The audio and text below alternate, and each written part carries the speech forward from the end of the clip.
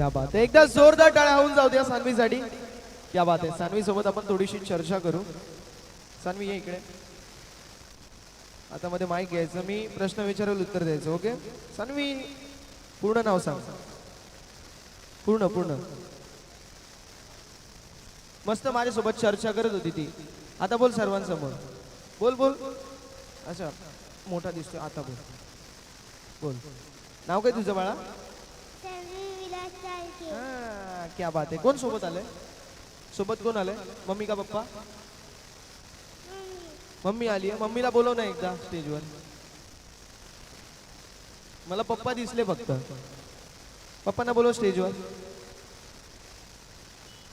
बोलव ना स्टेजवर, बोलव पप्पांना. चला मीच बोलवतो. जे बाबा या स्टेजवरती आणि आई देखील या. आणि मी योगिता मॅमांना विनंती करतो, ते बाळा जाऊ दे.